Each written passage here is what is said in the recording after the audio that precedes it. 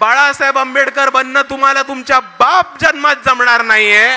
तुम्हाला 2 काय 3 काय, तुम्हाला 0 दिला आणि तुमचा बिनफुकटचा पाठिंबा घेऊन टाकला भाजपनी. जोडणाऱ्या सर्व महामानवांना त्रिवार अभिवादन करतो.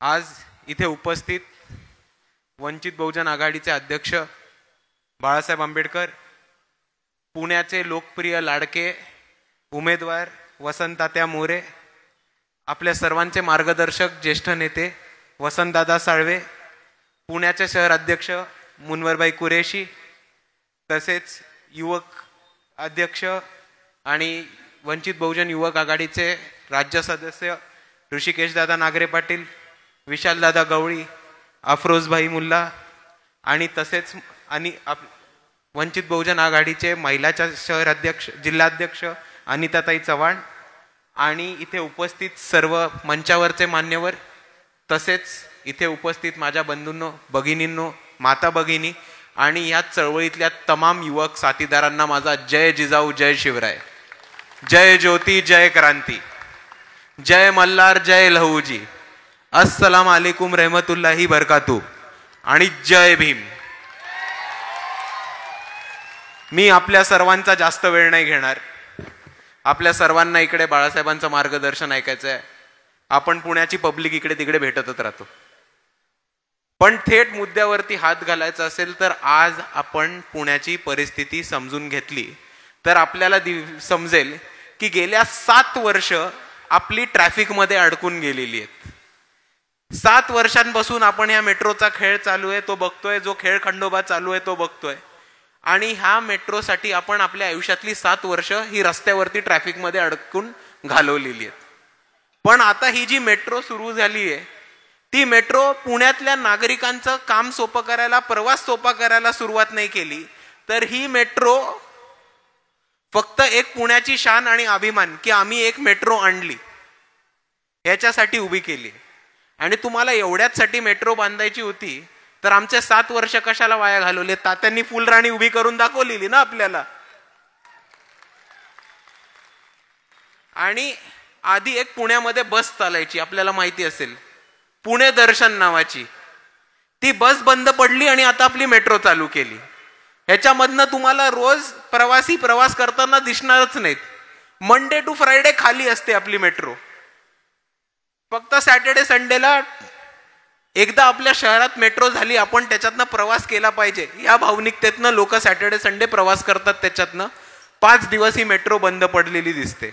आणि ट्रान्सपोर्टसाठी नाही तर टुरिझमसाठी अशा प्रकारची ही मेट्रो चालू केली आहे.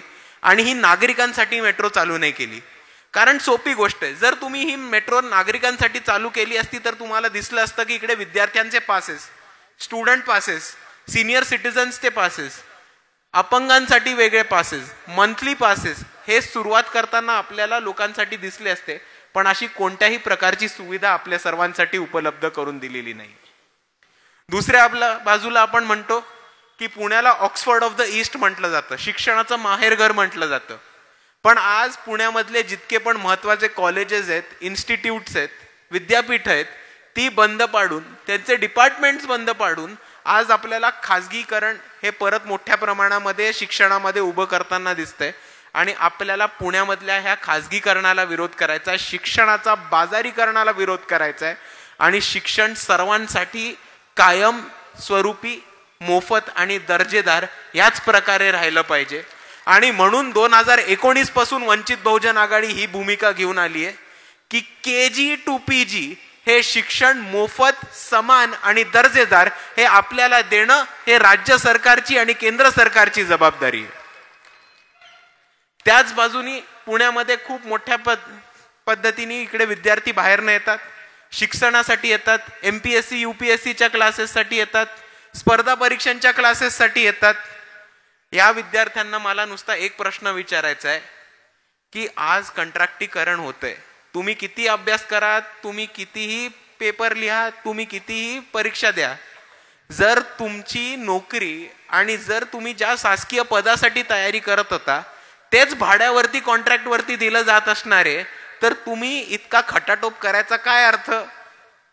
आणि दुसऱ्या बाजूला हे जे विद्यार्थी आहेत त्यांना शिकवणाऱ्या मास्टरांना मला एक गोष्ट सांगायची आहे की हे विद्यार्थी तर उद्या बेरोजगार होतीलच, कारण ह्यांच्या जे नोकऱ्या होत्या त्या कॉन्ट्रॅक्टी भरतीवरती दिल्या जाणार आहेत. पण तुम्ही 25 वर्षांपासून जे क्लासेस चालू होतात ते क्लासेस पण बंद पडणार आहेत आणि 25 वर्षांनंतर तुम्ही पण बेरोजगार होणार आहात. कारण जर स्पर्धा परीक्षा बंद झाल्या तर तुमच्याकडे शिकायला येणारे कोण? आणि हा मुद्दा इकडच्या विद्यार्थ्यांनी आणि शिक्षकांनी मास्तरांनी सुद्धा समजून घेतला पाहिजे. आणि ह्याच प्रकारे आपल्याला पुण्याच्या विकासासाठी मेट्रो परत एकदा नागरिकांसाठी उपलब्ध होईल आणि ती नागरिकांसाठी चालेल. ट्रॅफिकची समस्या, खाजगीकरणाची समस्या आणि पुण्यातल्या विकासासाठी आपल्याला एकदा बदल घडवून बघायचा आहे. आणि तो बदल आपल्याला यावेळेस वसंततात्या मोरे आणि वंचित बहुजन आघाडीच्या स्वरूपाने मिळालाय. आणि मी आपल्या सर्वांना विनंती करतो की जास्तीत जास्त मतांनी आपण वसंतदादांना निवडून द्यावं. आणि जाता जाता आपल्या सर्वांसमोर दोनच गोष्टी मांडून जातो. पहिली गोष्ट ही की सर्वांमध्ये युती का नाही झाली, युती करायला हवी होती अशी एक चर्चा होती, आहे, व्हायची. आणि त्या चर्चेवरती जर तुम्हाला परत एकदा विचार करायचा असेल तर परवा रात्री नरेंद्र मोदींचा एक TV9 वरती इंटरव्ह्यू झाला. तो इंटरव्ह्यू बघावा. त्यांनी अशा पद्धतीने उद्धव ठाकरेंबद्दल बोललंय, इतक्या प्रेमाने, इतक्या मायेने, इतक्या लाडाने त्यांच्याबद्दल बोललंय की असं वाटतं की शिवसेना कधी फुटलीच नाही आणि महाविकास आघाडीमध्ये शिवसेना कधी गेलीच नाही.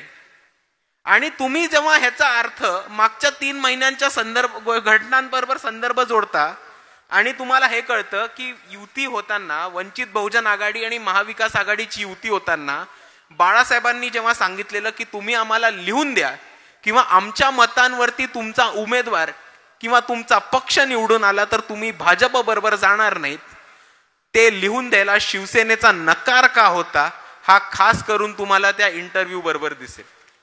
आणि ह्याच इंटरव्ह्यूमुळे आज महाविकास आघाडीमध्ये महाबिघाडी होताना आपल्याला दिसतीये. कारण काँग्रेस आणि राष्ट्रवादी शरद पवार गट किंवा राष्ट्रवादी खुर्द ज्याला आपण म्हणतो, ह्या लोकांमध्ये एक भांडण सुरू झालंय आणि अविश्वास सुरू झालाय शिवसेनेच्या लोकांबरोबर.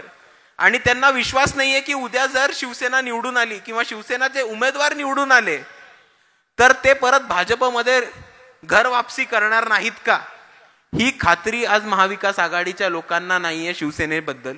आणि म्हणून आपल्याला दिसतंय की त्यांच्यामध्ये आता पुढच्या काही टप्प्यांमध्ये ताळमेळ कोसळेल, त्यांच्यामधला समन्वय कोसळेल. आणि ह्या पद्धतीने परत एकदा काही लोक जी ईडी, CBI आणि मोदीच्या दहशतवादाला घाबरतात त्या लोकांना घाबरून, त्यांना डरपोक बनवून परत एकदा भाजप सत्ता हातात करेल.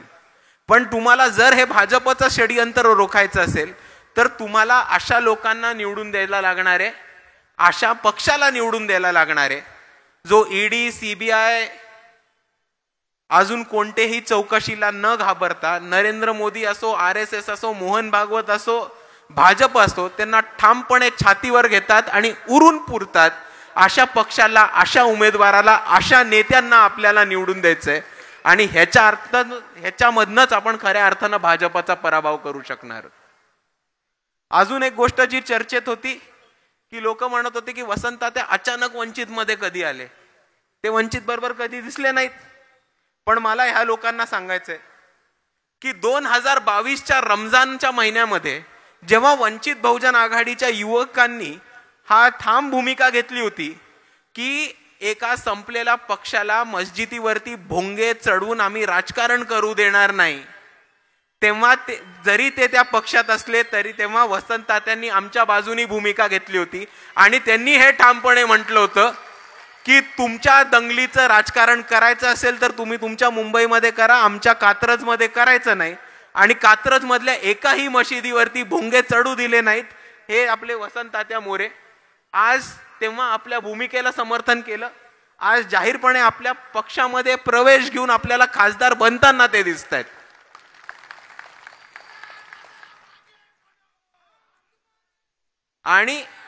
आणि जाता जाता सर्वांना एकच गोष्ट सांगून जातो फक्त की ज्या लोकांनी ती भोंग्याची भूमिका घेतली आहे त्या लोकांचं गेल्या 1-1.5-2 महिना एक व्हिडिओ व्हायरल होतोय की 2 देतो का रे, 3 देतो का रे. मी काय प्रकाश आंबेडकर आहे का? त्यांना मला एकच गोष्ट सांगायची आहे की अरे प्रकाश आंबेडकर बनणं ते स्वप्न सोडून द्या. बाळासाहेब आंबेडकर बनणं तुम्हाला तुमच्या बाप जन्मात जमणार नाहीये. तुम्हाला 2 काय 3 काय, तुम्हाला 0 दिला आणि तुमचा बिनफुकटचा पाठिंबा घेऊन टाकला भाजपनी. तुमच्या इंजिनची दिशा इतक्या वेळा बदलली आहे की चालत्या गाडीतनं लोक बाहेर पडायला लागली आहेत आता. आणि तुम्ही 2 देता काय 3 देता कायचा विषय केला. अरे 2 देता काय 3 देता काय सोडा, तुमच्यात नाही घेतला आणि त्याला पुण्याचा पुढचा खासदार बनवला.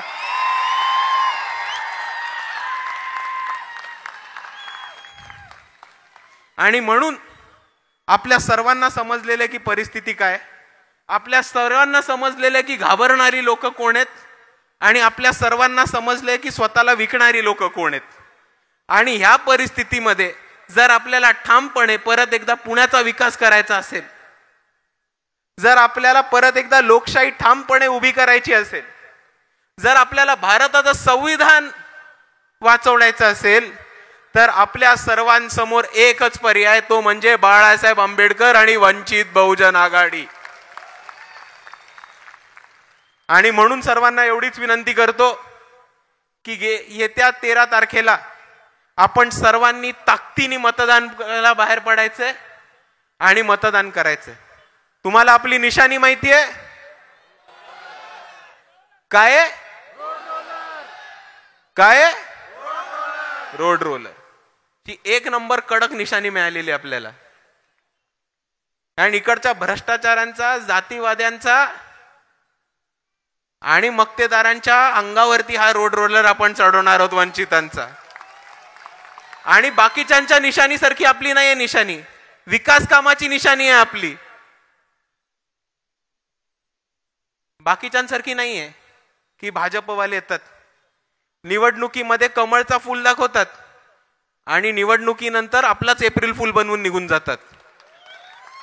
आणि दुसऱ्या बाजूला काँग्रेसवाले येतात, इलेक्शन मध्ये पंजा दाखवतात आणि इलेक्शन संपल्यानंतर दूरूनच असं टाटा बाय बाय खतम गया.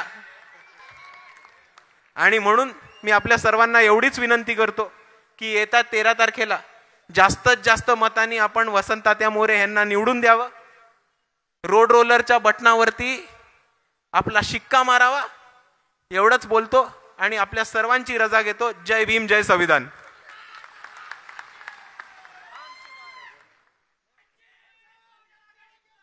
यानंतर आपण ज्या क्षणाची आतुरतेने वाट बघत होतो असे आपल्या सर्वांचे मार्गदर्शक वंचित बहुजन आघाडीचे राष्ट्रीय अध्यक्ष आदरणीय बाळासाहेब आंबेडकर यांना विनंती करतो की आपण उपस्थितांना मार्गदर्शन करावं.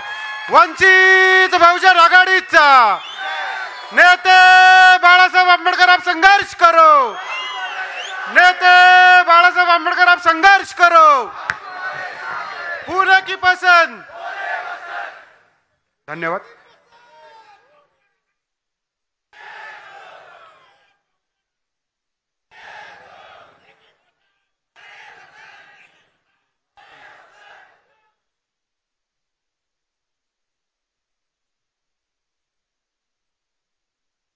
वसंत मोरे यांच्या प्रचाराच्या निमित्ताने मी आपल्या समोर या ठिकाणी उभा आहे.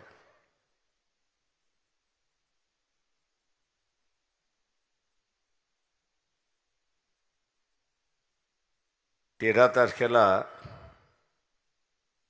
निवडणुका आहेत. या निवडणुकांमधल्या सारे 2 भाग मला झालेले दिसत आहेत. मागच्या 10 वर्षामध्ये ज्यांनी भारतीय जनता पक्षाला मतदान दिलं, तो जो नवीन वर्ग होता, अपेक्षेचा वर्ग होता, काँग्रेसला शिव्या देत देत त्यांनी असं मतदान दिलं. आता त्याचा भ्रम निराश झालेला आहे. आणि म्हणून मताची टक्केवारी ही कमी आलेली आहे. तेव्हा आपल्याला असणारा उद्याच्या ह्या निवडणूक देश विदेशातील प्रत्येक घडामोडींचे लाईव्ह अपडेट मिळवण्यासाठी आता साम टीव्हीच्या सर्व सोशल मीडिया प्लॅटफॉर्मला लाईक, फॉलो आणि सबस्क्राईब करा. तसंच सर्व नोटिफिकेशनसाठी बेल आयकॉन प्रेस करायला विसरू नका.